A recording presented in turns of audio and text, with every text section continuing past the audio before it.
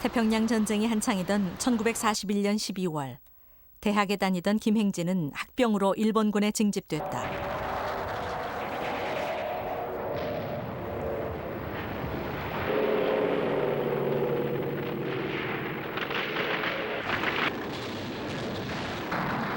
김행진이 배치된 곳은 남태평양 최전방인 뉴기니아 군도의 한 섬, 과달카날이었다.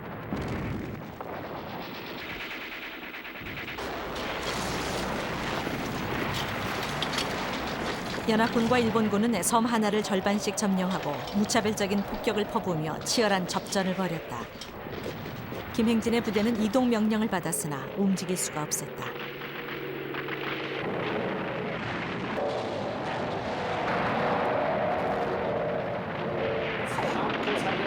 위에서 항공, 밑에서 저 잠수함, 육상에서는 육상대로 또 병정들이 대기하고 있다가 올라오면 그러니까 무지무지하게 갖다 그냥 막 퍼부은 거예요. 사람 그냥 생명 갖다 거기다 퍼부은 거예요.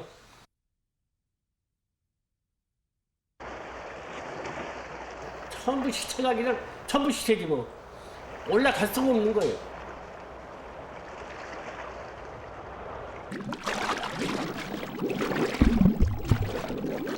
김행진은 섬에 고립됐다. 그리고 얼마 후 일본은 연합군에 무조건 항복했다. 몰랐어. 전혀 몰랐어요. 그러니까 항상 미군 정찰기가 삐라를 뿌리니까 그날이 그날이야. 만날 또 그거다. 네 동료들은 일본 망했다. 네 동료들은 전부 우리한테 투항해 와가지고 우리 부대에 있다. 그리고 슬라이드로 이렇게 냈는데 그 사진도 그것도 첨부해가지고 와라. 투항해 와라. 그래도 하여간 일본이 질이라고는 생각 안 한 거예요. 폭격보다 더 무서운 것은 굶주림이었다. 남양군도에 진출한 부대들은 보급을 받지 못했다. 살해야 되겠다 하니까 가서 이제 풀뿌리도 캐먹고 나무 순도 잘라먹고 야자나무는 제일 좋은 거예요. 그 중에서 먹는 우리 음식 중에 제일 좋은 게 야자나무 그 순이에요. 그러니까 산에 가서 웬만큼 먹을 만한 뿌리. 하여간 그렇게 할 정도 말로만 하지만 참 비참하기로 말할 수가 없는 거지. 그러면서도 거의 죽었어요. 왜 죽었느냐 하니까 영양실조로. 그러니까 죽은 사람은 포탄으로 죽었다니 숫자 보면 한 10배는 영양실조로 죽은 거예요. 다 영양실조. 사람이 굶어 죽는 지경에 이르자 끔찍한 상황이 벌어지기 시작한다.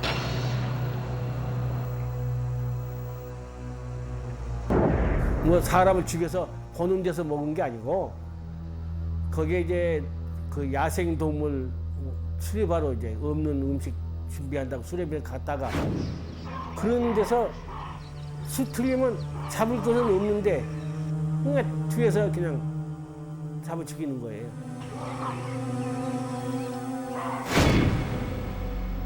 차마 믿기지 않는 광경이 펼쳐지고 있었다. 사람이 사람을 먹는 참혹한 광경이었다. 불 뜯어서 거기다가 여기서 하면 국이야 국. 국에다가 넣어서 이렇게 먹어야 돼. 그 사람 거기가 금방 알아요. 먹으면 금방 알아. 사람 국이구나. 그러니까 못 먹는 거지 이제 그 알면 넘어가겠어요 그게. 안 넘어가지. 부대원들이 대부분 죽고 겨우 20여 명 남았을 때 김행진은 일본군 사령부가 보낸 전령을 통해 비로소 일제의 패망을 알게 된다. 그때가 46년 2월 일본이 항복한 지 무려 6개월이 지나서였다. 그로부터 2달 뒤 김행진은 마침내 해방된 조국 땅을 밟았다. 아 이게 내 땅이구나. 진짜 내 땅이구나. 기가 막히지. 그때만 해도 내가 횟수로는 4년이에요. 참 진짜 죽음 속에서 헤맸으니까 이제 내 땅이구나. 거짓말 아니고 우리 온 사람들이 11사람이 왔댔는데 땅에 엎드려서 절했어, 땅에다가.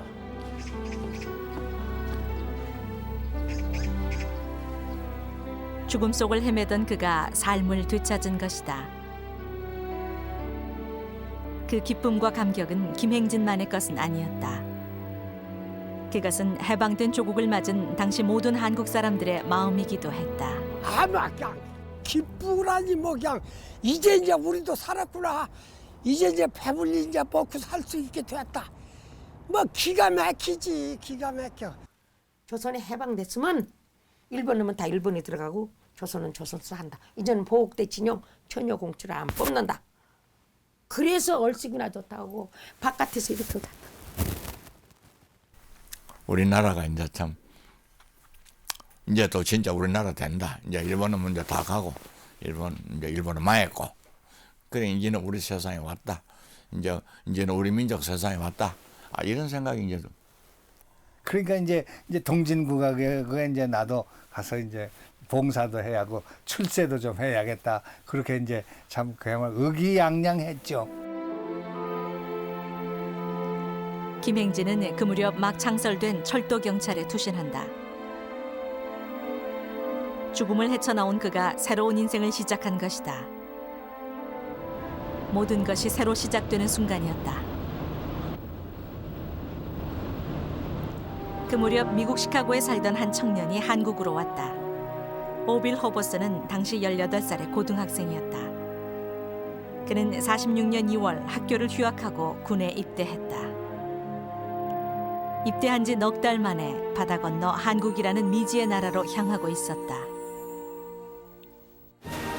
There was excitement, and we were going into the unknown because being a young lad, and at that time my knowledge was zero really, and many people didn't know of Korea at that time because Korea was kind of isolated, I believe, and they weren't as open as they are today, so nobody knew too much about it. In fact. 46년 6월 호버스가 소속해 있던 제6보병사단은 부산항을 통해 한국으로 들어왔다. 당시 부산은 귀한 동포와 실업자들이 넘쳐나는 낙후된 도시였다. 그러나 호버스의 눈엔 부산에서 마주친 풍경과 사람들이 신기하고 흥미롭기만 했다. We landed in Busan, and naturally, being young and being away from home for the first time and being on foreign soil, it was very interesting to see the boat dock, and on the dock there was a bunch of cargo and everything else there, and much to our surprise, there was a bunch of Korean people there, and they were waving and cheerful, and it was a nice warm welcome. It really was, and we enjoyed it.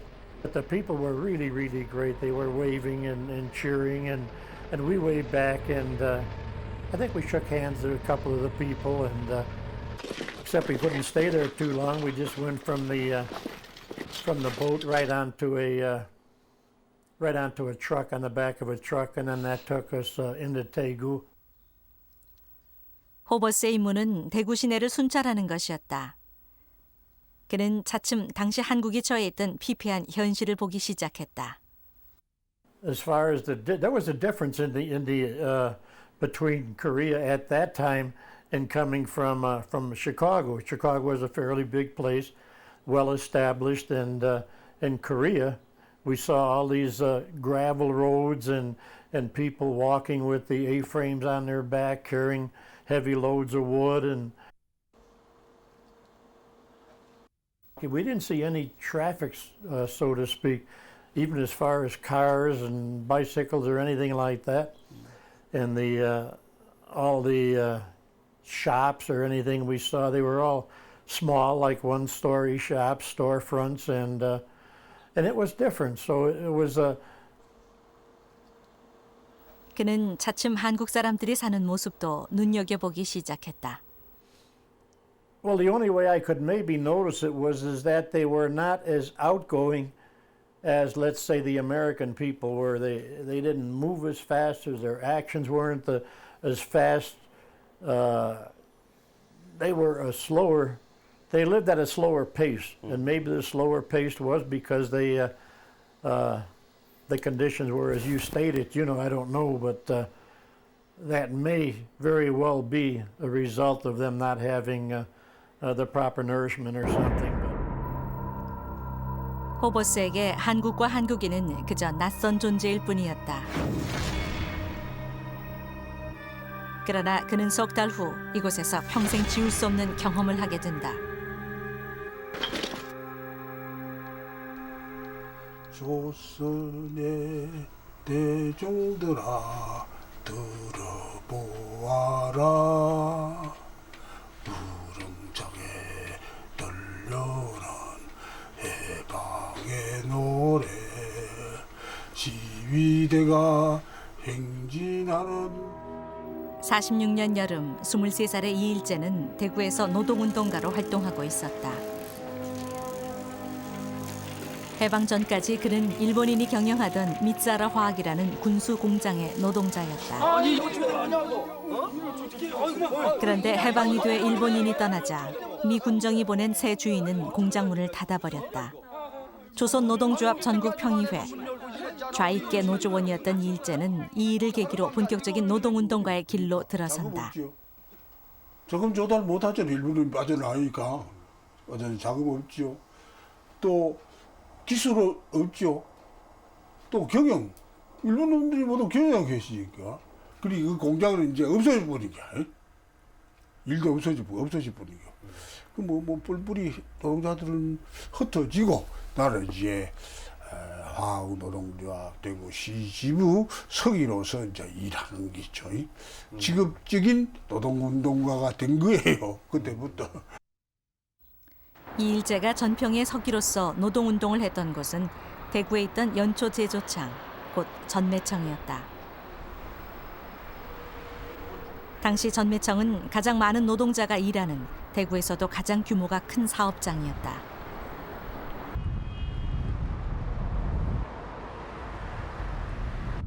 이제 그때는 이제 전매청에 내가 이제 전매청을 담당을 했거든요. 전평 화학노동조합으로서 대구서 화학노동공장 중에 제일 큰 전매청을 담당을 했는 게 한 1,200명 되는 게 1,200명 되는 노동자를 가지고 있는 사업체가 가동하는 건 전매청밖에 없어요. 다른 방직은 전부 다 휴업 상태고. 수많은 실업자가 양산되고 있었다. 게다가 귀한 동포들이 유입돼 인구가 급격히 불어나면서 일자리 찾기는 더욱 힘들어졌다.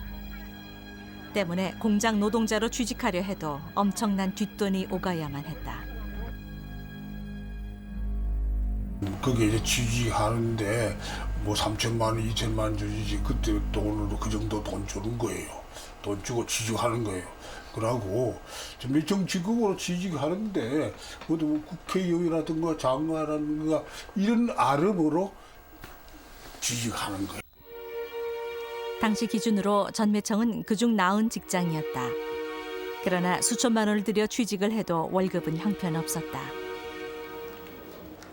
게다가 해방 후 물가가 폭등하자 월급만으로는 생활이 불가능했다. 월급 안 주는 거예요. 한도 안 주는 게 아니라 가령 그때 돈으로 800원인가 뭐 어쨌든 그때 뭐 8만 원이나 이 정도 주는 거예요.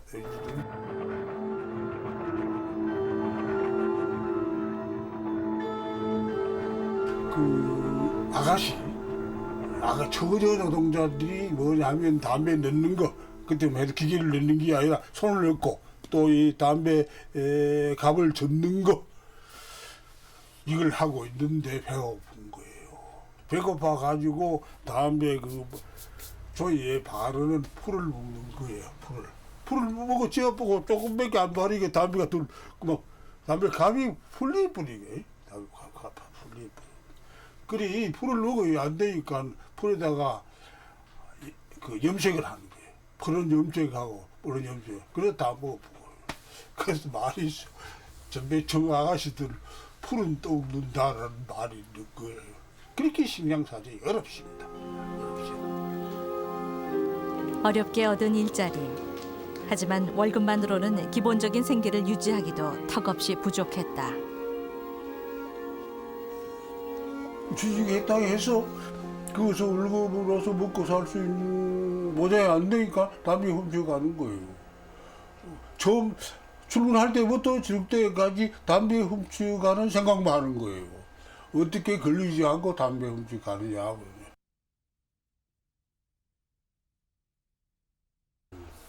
아마는 머리를 흥성하게 하는 거예요. 머리 밑에 꽂는 거예요.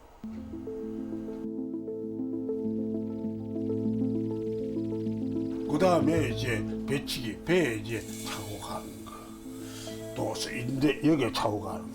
다리에 여기 이제 양말 속에 이래 넣어 가는 거. 거기다가 하나 뭐 참 도저히 생각기도 하기도 싫은 그런 상태가 벌어지는 거예요. 어떻게 보면 양치기라는 양치. 담배를 이제 씌우는 거예요. 씌워가지고 또르르 두꺼운 종이가 말아가 땡겨가지고 이래 아주 축소해가지고 여자들은 사다리 밑에 차는 거예요. 그걸 양치기라 그래요. 양치기. 훔치지 않고는 살아남을 수 없을 만큼 당시 노동자들의 삶은 어려웠다. 이게 도둑질하는 생각하는 걸 뒤벼서 우리들이 생각할 것 같으면 자기가 제고한 노동력에 대한 대가를 주지 않으니 내가 가져간다는 거예요. 그토록 기다리던 해방이 왔으나 달라진 것은 없었다. 해방의 노래가 울려 퍼지던 거리엔 이제 굶주린 사람들이 흘러넘치고 있었다. 그 무렵 20살의 도기영은 칠곡의 한 정미소에서 일하고 있었다. 그는 유능한 도정 기술자였다. 그런데 해방이 되자 정미소 사장은 그에게 새로운 일을 맡겼다. 도기영에게 새로 맡겨진 일은 일종의 쌀투기였다. 그 시작은 45년 10월 미 군정이 쌀의 자유거래제를 실시하면서부터다. 전부 자유지. 전부 자유라 막. 시장에 막 전부 막 곡물 시장에 막 쌀도 나오고 버리도 나오고 밀도 나오고 막 전부 자유지 뭐. 자유됐어. 자유거래제를 실시하자 쌀 시장은 일시적으로 풍족해졌다.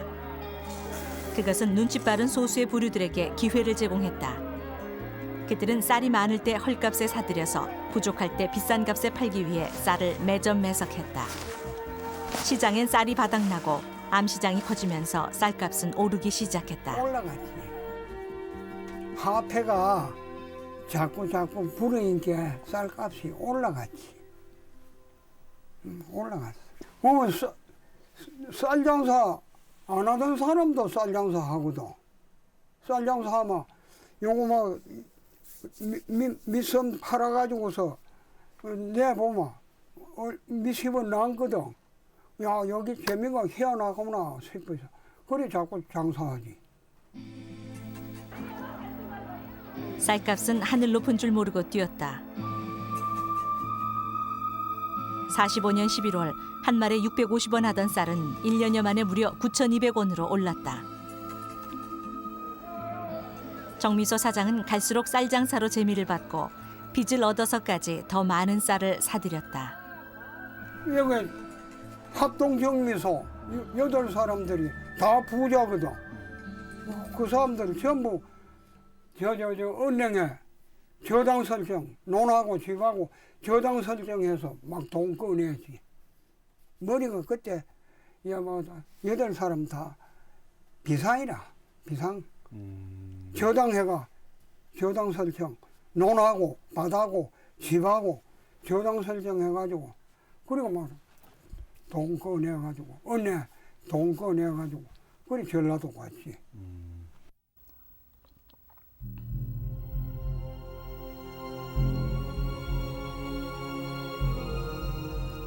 도기영은 전국을 돌아다니며 쌀 장사를 했다. 지방에서 사들인 쌀은 서울로 빼돌려 막대한 이문을 남기고 팔았다. 이렇게 쌀을 빼돌리는 사람들에 대해 몰입배라는 비난이 빗발쳤지만 소용없는 노릇이었다. 나락을 벼를 팔아가지고 서울로 빼마 우리가 몰입해라고 때리 죽인다 해서 그러면 여기 경상도 여기는 벼 안 팔고 돈을 막 그때 배낭에 이빨 내가 여어가지고 전라도 신태인 갔어요. 신태인 그거 가면 돈만 주마 하루 만에 막 쌀 한 곳 빼. 상구 서울로 빼지 뭐. 그래가 돈 많이 벌었지. 지주, 몰입배, 심지어 군정 관리와 경찰까지 쌀 장사에 합세했고 쌀은 갈수록 부족해졌다. 일제시대 때와 마찬가지로 사람들은 쌀을 구하기 위해 헤매야 했다. 또 잤어? 그런데 웬일이요? 도랑굴 다 챙기고 시골 좀 갔다 오려고. 시골은 왜 갑자기? 쌀이나 구해와야지. 어디 살겠니? 가는 길에 나도 좀 사다 줘, 언니. 응? 미처 예상치 못한 혼란이 빚어지자 미 군정은 46년 1월 자유거래제를 폐지하고 쌀을 수매해서 배급하는 공정가격제를 실시한다. 그러나 미 군정이 생산비 20%도 안 되는 가격으로 쌀을 수매하자 농민들은 쌀을 내놓지 않았다. 시중엔 쌀이 아예 바닥나 버렸다.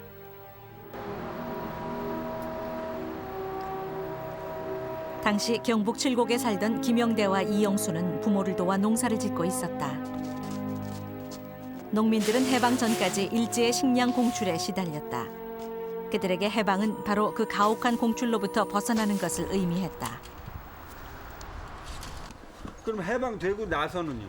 해방되고 나서는 이제 내 농사 고래라도 지어 가지고 뺏어가 간 사람이 없으니까 그 마음은 그래 먹었죠. 이제 뭐 돌러 가는 게 없을 끼다. 이제 이래 돼 가지고 지지금 버리는 거는 다 지지금 끼니까 이제 그런 그렇게 고통은 없을 끼다. 그래 그렇게 쌓았지. 그러나 미 군정의 식량 정책은 농민들의 기대를 여지없이 무너뜨렸다. 식량 사정이 더욱 악화되자 46년 2월 미국 수집령을 발동하고 경찰을 동원해 쌀을 강제 수집했다. 농민들이 보기에 이것은 일제 때의 강제 공출과 다를 바 없어 보였다. 좀 지내고 나니까 그만 또 매상 같은 거 대략 하더라고. 매상 농사 지노니까 매상 대략 해서 매상 그거 다 되고 나면 안 되면 말이지 막 또 와서 막 디비제. 우리 한국 사람도 그랬다 하니까 해방되고 나서도.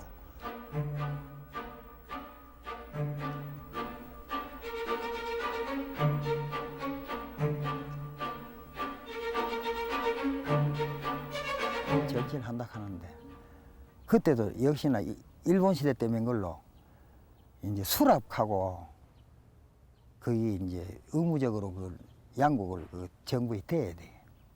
대야 되는데 그 세금이 좀 많더라고. 미 군정은 공출한 쌀로 배급을 했지만 배급량은 일제 때의 절반에 불과했고 배급 외의 다른 방법으로는 쌀을 구할 수도 없도록 했다. 이 와중에 보릿고개까지 닥치자 굶어 죽는 사람들이 속출하고 있었다. 이야기하려고 하면 뭐 안 죽었어야 살아는 기지요. 뭐 안 죽었어야 살아는 기라. 나라는 우리나라가 됐지만은 사는 거는 뭐 없으니까 맨 한 가지다 하는 그런 마음으로 살았지요. 온 나라가 보릿고개에 허덕이던 46년 5월 부산에 도착한 귀한 동포 중에서 콜레라 환자가 발생했다. 콜레라는 순식간에 전국으로 빠른 속도로 퍼졌다. 굶주림에 허덕이던 사람들에게 또 다른 재앙이었다.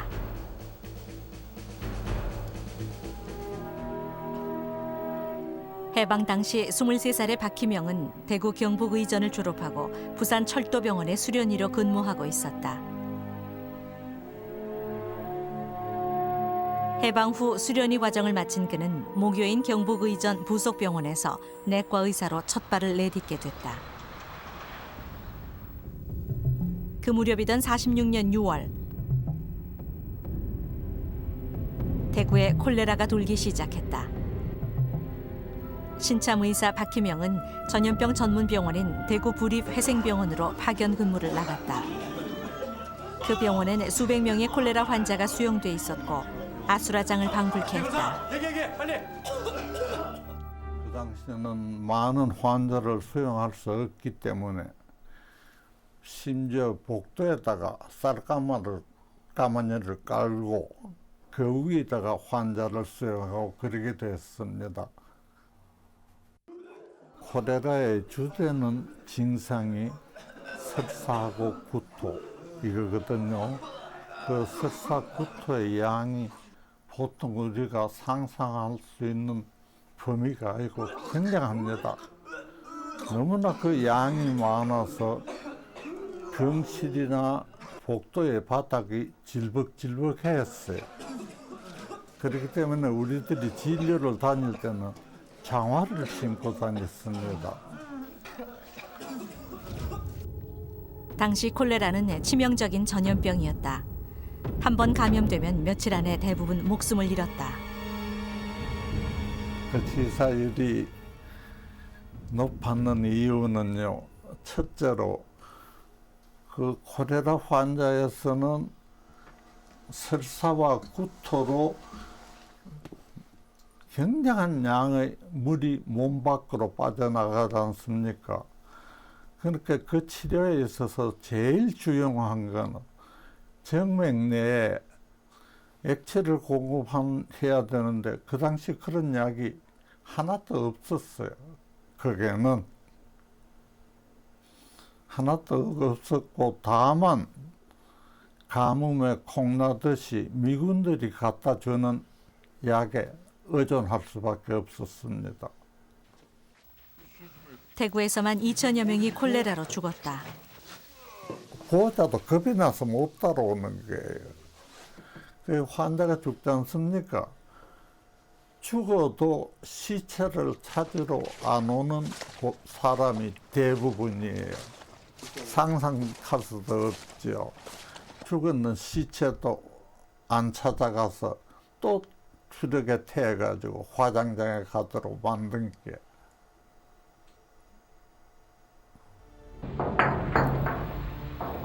천륜을 저버려야 했을 정도로 사람들의 마음은 각박해 있었다.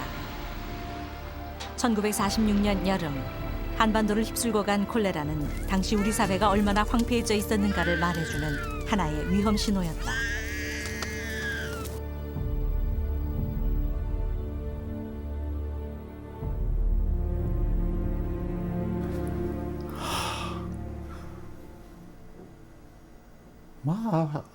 후진국에 태어난 환자나 의사나 정말로 처참한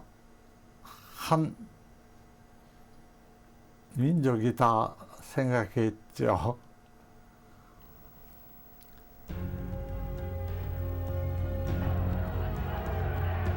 배고픔을 견디다 못한 사람들이 들고 일어나기 시작했다. 사람들은 쌀 창고와 배급소로 몰려가 쌀을 달라며 아우성쳤다. 전국 각지에서 기아 시위와 노동자들의 파업이 동시다발적으로 발생하고 있었다.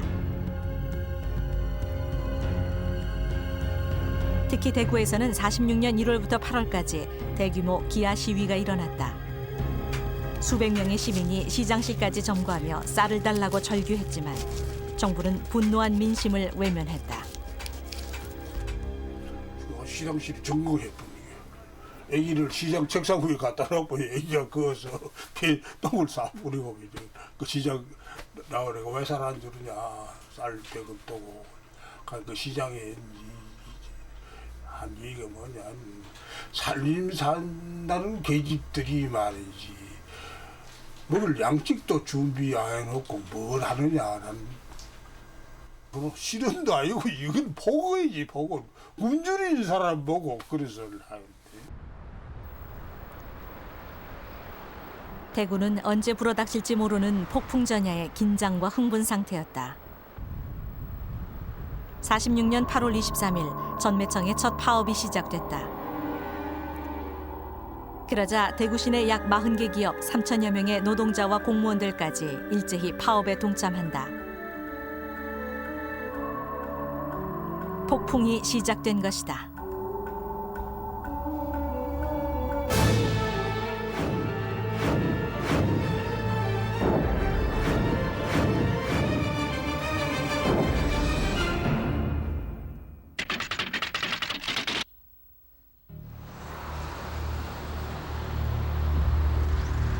그날 아침 파업 중이던 대구의 노동자들이 대구역전의 한 사무실로 모이고 있었다.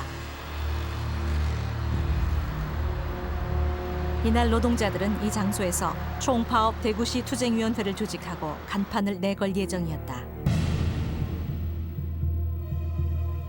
그런데 무장한 경찰들이 현장에 출동, 강제로 간판을 철거해버렸다.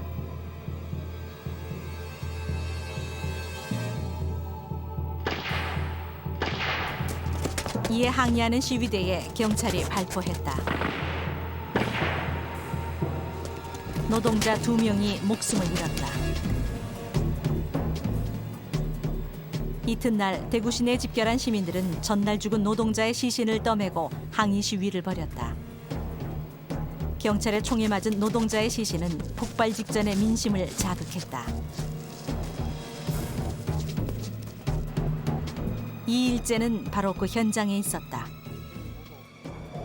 정빈 내거리에서 도평 사무소까지 시위대가 직결했고 또 이쪽에 이쪽 편은 옆쪽에는 경찰이 250명 대치했고 또 그 뒤 이튿날은 이쪽에서 시위대들이 학생들 일부하고 시민들이 와서 경찰을 포위했죠.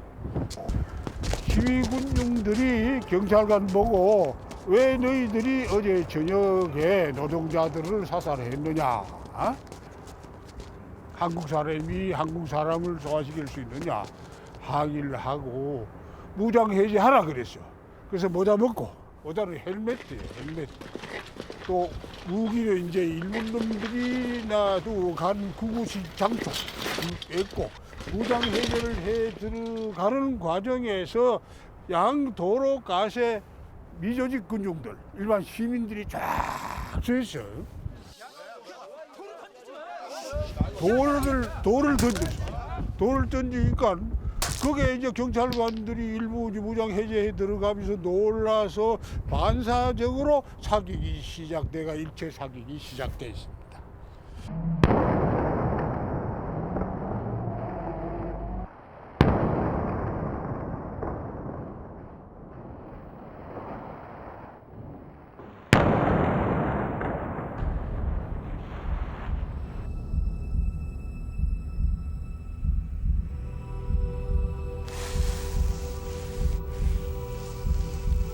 그날 경찰의 일제 사격으로 18명의 시민이 목숨을 잃었다.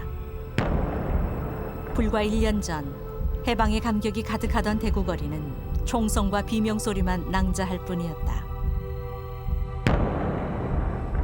이 일제는 그 순간을 아직도 기억하고 있다.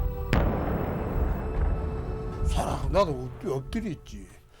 나는 다행히 또 사각지대에 있었는 게 이래 목소리는 없으니까 바로 그 밑에 있으니까. 그래 쫙 쓰러져. 경찰도 달아나고.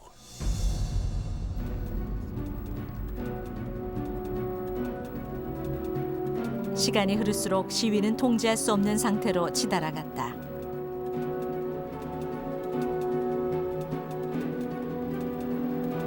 시위대의 규모도 걷잡을 수 없이 불어났다.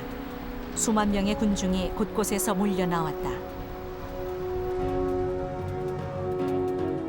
이쪽 거리는 비산동, 내당동, 대명동, 견도리에 사는 빈민들이 기하행진하면서 들어온 거리입니다.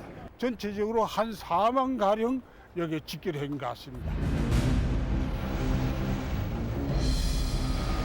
그러나 그날 오후 3시 미군이 출동했고 시위대는 모두 흩어졌다. 오후 5시 군정관은 대구 전역에 계엄령을 선포했다.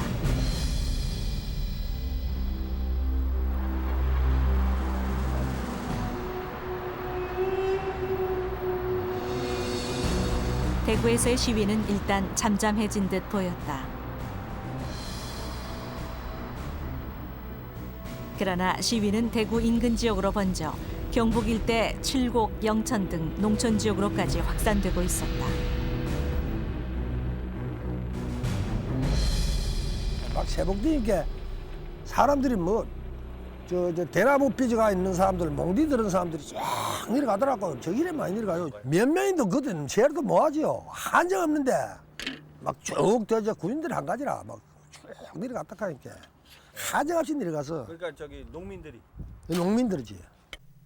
그날 밤에도 그 공장에 사장, 부사장 합동 8사람이 나한테 너 온 저녁에 공장 비우지 말이, 응? 누가 오든지 잠도 자지 말고 대문도 열어주지 말고 누워 자거라. 우리 묵구들랑 어디로 갔는지 모르겠다 캐라. 그래. 나는 뭣도 몰랐지. 도기영은 그때 혼자서 정미소를 지키고 있었다. 쌀 장사를 하던 정미소의 사장과 간부들은 시위대를 피해 이미 도주한 뒤였다.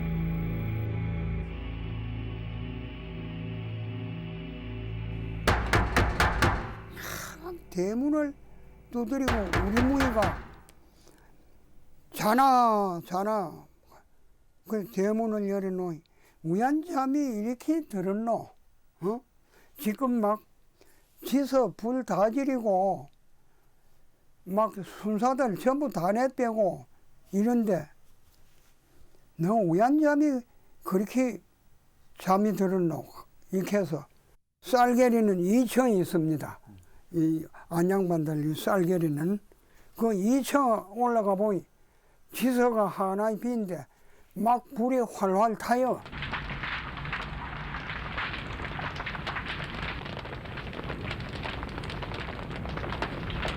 지서 가보니 전부 서로 꺼내가지고 그 앞에 논에 다 태우고 우리는 8사람이 전부 우판댐으로 국민회인데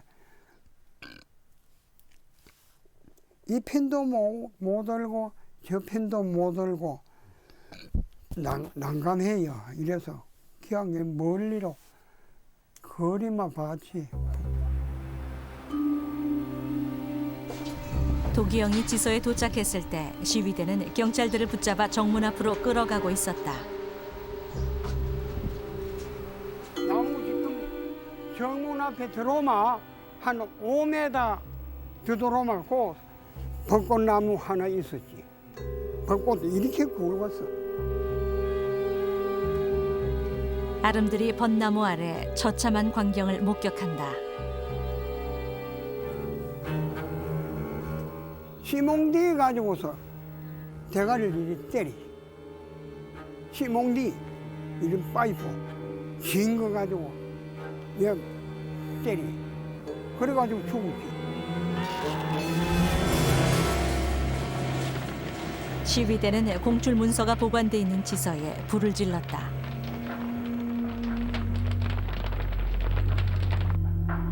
그리고 일제 때 관리와 지주들의 집을 습격해 쌀과 생필품을 탈취했다. 대구시와 경북 일대는 거의 무정부 상황으로 치닫고 있었다. 폭도이란 약탈이 시작되는 거예요. 우선 대구 전매청에 아까 내가 얘기했던 그 앞에 인자했던 사람들이 트럭을 하나 뺏어 타고 전매청장 집에 가서 이제 그렇게 식량이 없는데도 불구하고 말이지 쌀 많은 거예요. 꿀도 많고 말. 또 비단도 나오고 그 뭐 전부 실능이에요. 구들집이 뿌리고 그 순경들이 맞아가지고 시민들한테 맞아가지고 피투성이가 돼가지고 병원에 많이 왔습니다. 민심은 경찰에 등을 돌린 상황이었다.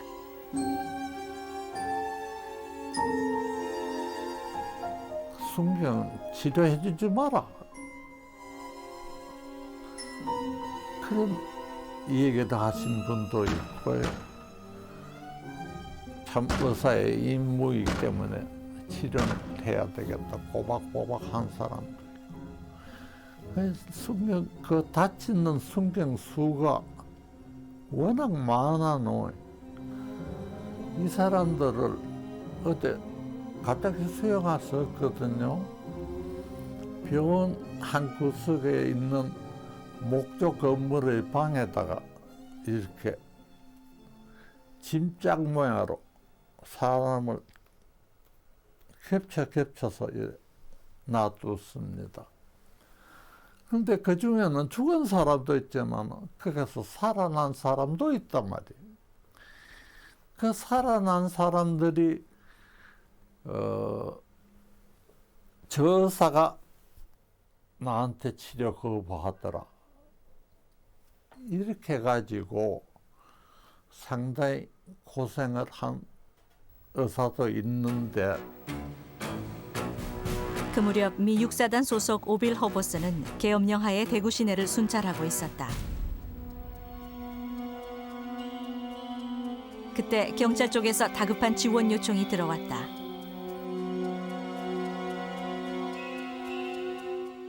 I think the first time was when we were called by the police station because they had some various serious problems there, and they called us, and yeah, they were right at that particular time. You know, I was on guard duty, and I saw them coming towards the police station, and I'd rather not go any further than that, you know. But that's the first time we saw them, really. Why can't you go any further than that? Because of what happened, you know.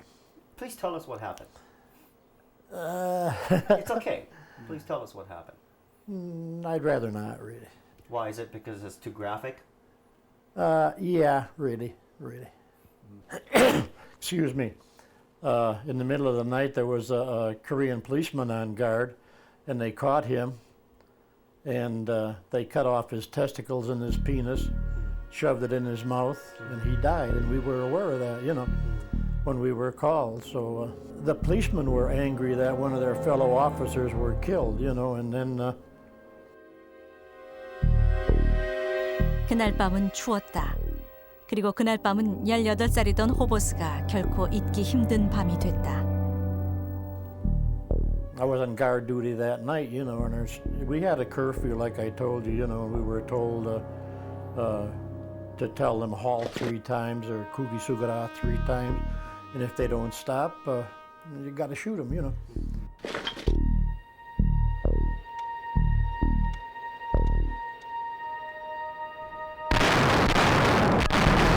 Got to shoot him, you know. So I had to shoot him. And then the next day, there was only one of the 3 that got shot. So the next day we had to go after him, and we found 2 more hiding up in a haystack in a barn or something. But still, you had to do what you were told to do, and you had to do what you had to do to survive. Because if you didn't get them, maybe they'd get you. That's the way it worked.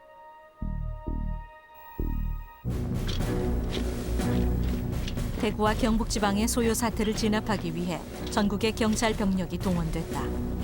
그때 용산에서 철도 경찰로 근무하던 김행진도 지원 요청을 받는다. 경찰서마다 스캔하는 거예요. 다 뺏으려고. 그게 거기에 내가 이제 그 철도 학교에서 조교를 했기 때문에 그 중대를 맡아야 중대 아니 난 그렇게 해서 힘이 될 줄 모르겠다. 그 하여간 소대라도 맡아서 그럼 내려가다 우선 급하다. 김행진은 2개 소대를 이끌고 대구로 내려왔다. 그냥 전부 정막이에요. 그냥 정막이야. 뭐 사람 다니는 것도 없고. 근데 그 부근에 다 사람이 안 다니고 왕래가 없는 정막한 거야. 총소리도 안 들리고. 전국에서 1,100여 명의 경찰 지원 부대가 대구와 경북의 각 지역으로 오고 있었다. 칠곡의 한 마을에도 경찰이 온다는 소식이 들려왔다.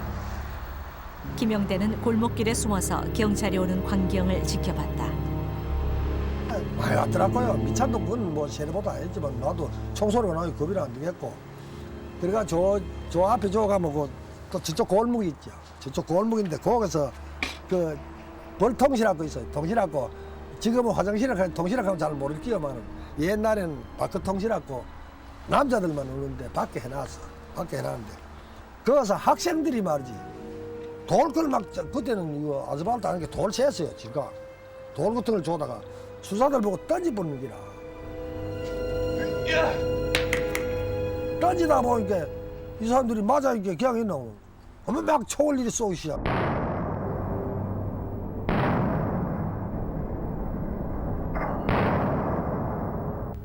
저 학생들 돌 던진 자리가 요거라 하니까 요게 돌 던진 자리가 요가 그 화장실 그전에는 벌통시라 했어. 벌통시. 거기다 그럼 열로 이렇게 돌을 던진 거예요? 그렇지. 던졌지. 던지니까 그래 이제 그 뭐 맞았던 모양이지. 그러다 총을 쏘기 시작. 그래가지고 저쪽 방향에서 이제 총. 예, 저쪽 방향에서 이쪽으로 보고 그 사람들은 알로 내려가는 길이고 여기서 실어져가지고 이래가 잡아져가지고 이래가 있더라고. 이래가지고 여 맞았는데 이래가지고 여 푹 엎드려가 있더라고. 여 피는 푹푹 나는데 막 몸부림을 치더라고요. 몸부림 치는 거고 나도 무서워서 집으로 막 달아났지. 그러더니 뭐 누가 왔다면서요? 동생. 아 동생 극하는데 극하는 차에 구부자가 극하는 차에 동생이 와가지고 들다 보니 막 몸부림을 치거든 형이. 그러니 희야 고마 죽어라. 희야 너 고마 죽어라. 이 카드는 그 소리 듣고는 나도 갔다 갈게. 집으로 갔다 갈게.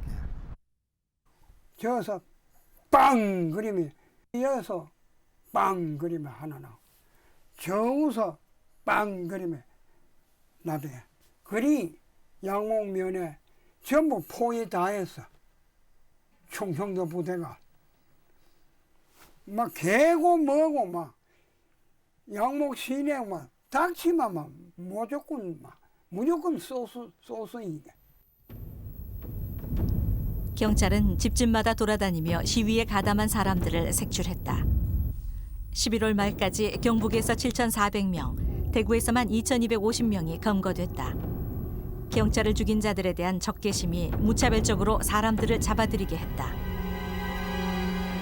영천에서 이제 터벌 댕기면서 거의 가가고 우리가 댕겼어요. 저 안강하고 영천에서는 진짜 가가고 다 댕겼어요.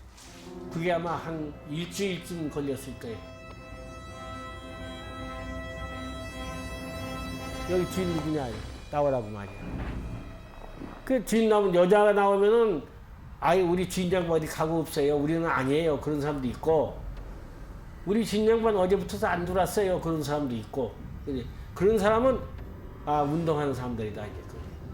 그래서 잡아서 하여간 거기에 다 잡다시피 했어요.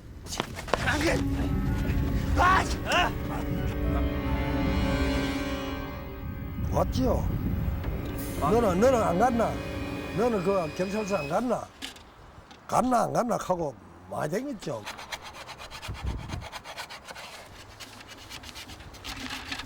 가가지고 교통도 많이 받았어요. 뭐 얼마나 두들이 뵀는지 뭐 골빈 들어가 나오는 사람들이 많아요. 근데 가담했는 사람들은 누가 했는지 위에 알고 잡아가가지고 그만큼 뭐 두들이 패는 건 안 봤지만은 그만큼 맞고 와가지고 뭐 민날 며칠 일 나도 뭐하고 그러더라고. 갔다 와가지고 바른 말 하라고 두들이 패서.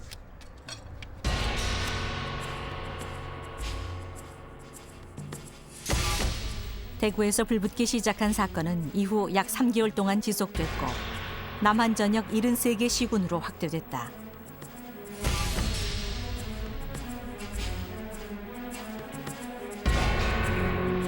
경찰이 가장 큰 피해를 입었다. 대구에서만 약 75명의 경찰이 살해당했고 300여 명이 행방불명됐다.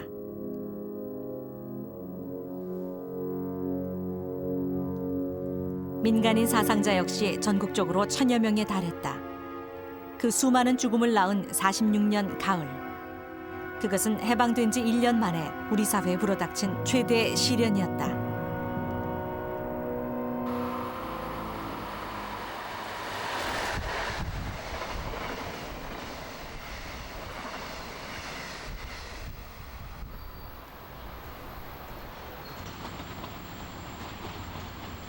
불과 1년, 해방의 기쁨이 채 가시지도 않았을 그 시간에 왜 그런 비극을 겪어야만 했을까? 자기가 향상은 그냥 오히려 일정 때보다도 더 못해 들어가는 거예요. 뭐 지배자들은 미군정 일정 때 친일 민족 반역자 했던 사람들이 또다시 미 군정에 붙어서 다시 지배자로 등장하는 거예요. 이 해방만 되면 뭐 모든 것이 이제 뭐 옷도 잘 입고 뭐 먹는 것도 잘 먹고 말이지 뭐 돈도 생기고 이런 줄 알았더만 그게 이제 그게 안 되는 기거든.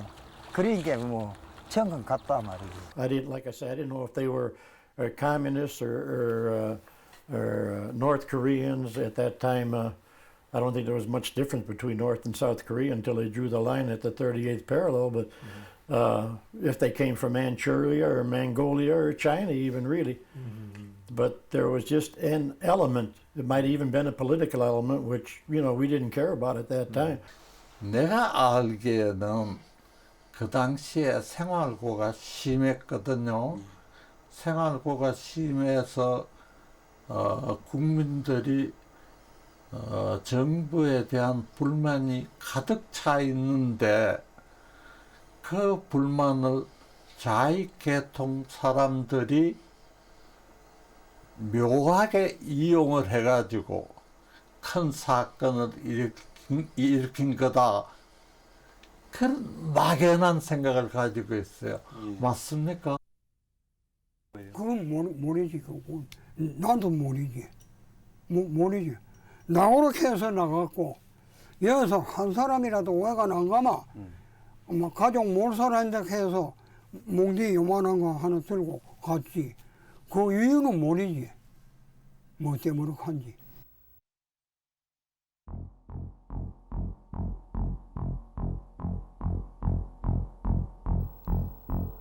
미 군정 보고서는 또 당시 대구 사건의 원인을 이렇게 기록한다.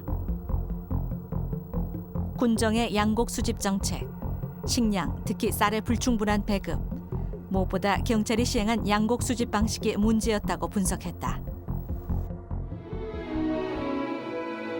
지금은 너무 잘 사니까 상상도 못 해. 그때 기대에 가득 찼던 시간은 가장 참혹한 시간이 되었다. 그러나 사람들은 그 시간을 이기고 잡초처럼 살아남았다. 어두운 날들의 기억을 뒤로하고 살아남은 사람들은 앞으로 달려갔다.